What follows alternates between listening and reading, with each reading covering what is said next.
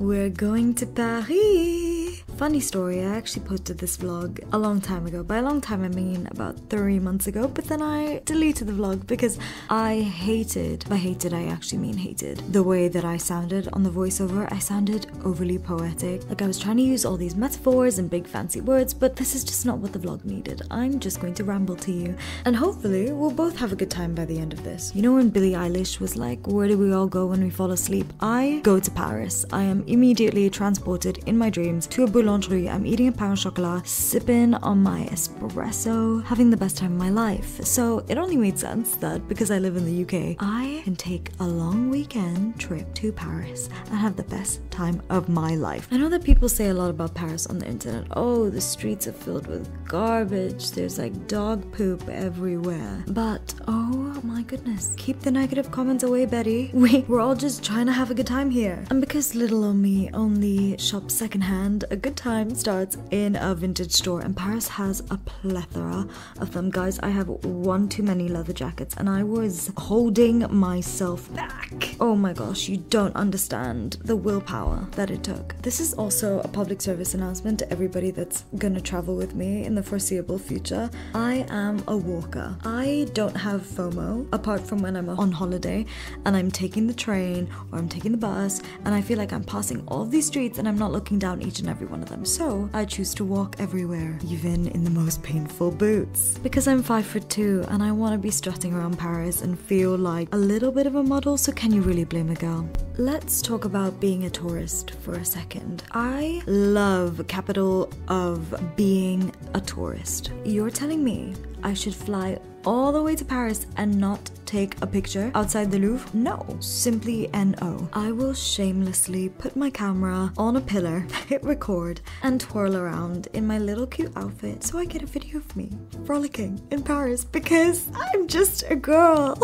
I was actually really honored to go on this trip with a friend that had quite similar views of enjoying the tourist traps in terms of like sightseeing. And he also made me realize that sometimes we just need to sit under the Eiffel Tower and have a glass of wine because in a few days time when I'm in a hospital in the middle of the Midlands of England, I'm gonna be so sad that I didn't do it. Okay, so I feel like you're learning a lot about me. You know that I don't shop firsthand, I walk around cities a lot, I love to take pictures of myself, and also that I wake up really early in the morning even when I'm on holiday. Yay!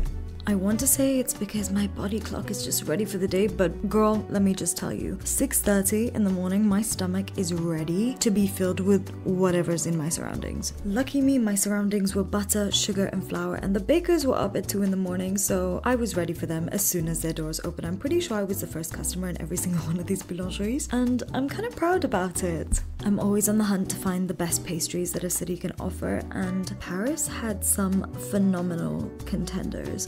We had this pain au chocolat that was turned into an almond pain au chocolat. It was mind-blowing, absolutely sublime. We really tried to make the most of our mornings and kind of have the typical, or probably not typical, but what I think is the typical Parisian breakfast, you know. Pastry, jus de l'orange, orange juice, some coffee. Having a slow morning really made the days in Paris seem to last a lot longer, mainly because during the majority of the day we were rushing from site to site, trying to cram in as much as possible because I feel like we managed to see all sides of Paris. We went during Easter, so it was a little bit chilly. We had our jackets, we had our coats, we came prepared, don't you worry. The sun came out a few days and so did the rain clouds, but I actually liked it. I think it romanticized it a little bit more. You know, that glow on the pavement of the street lights, and it also kind of forced us to seek shelter in some very, very beautiful buildings. I'd never been inside the Opera Garnier before, but what on earth? My jaw was on the floor. Just when you thought the details couldn't get more and more intricate, you would look, and everywhere my eyes landed was just filled with the most beautiful embossed gold, velvet, suede, blah, blah, blah. It just looked expensive. We love that. While I like to appreciate French culture, I'm also a vegetarian, and French food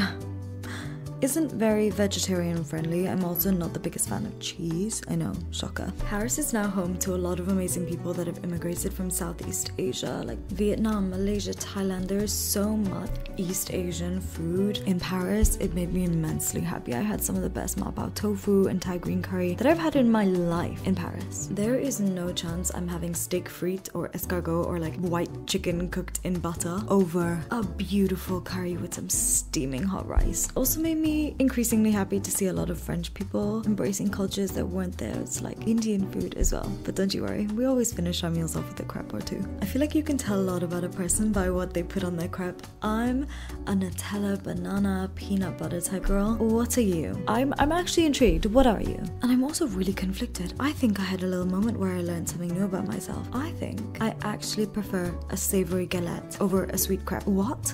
Who would have known? Who would have thunk it? If you've ever wanted to travel to Paris and haven't been there before, then I really hope that you get the chance to in this lifetime, because I am so genuinely happy when I'm in Paris. Despite what people say, I was greeted by the most friendliest, welcoming people, surrounded by the most beautiful art in all shapes and forms, some edible, some inedible. But maybe that's just me and I'm easily impressed by old buildings and good pastries, but this was a few snippets of my trip to Paris, and I'll catch you next time, I guess.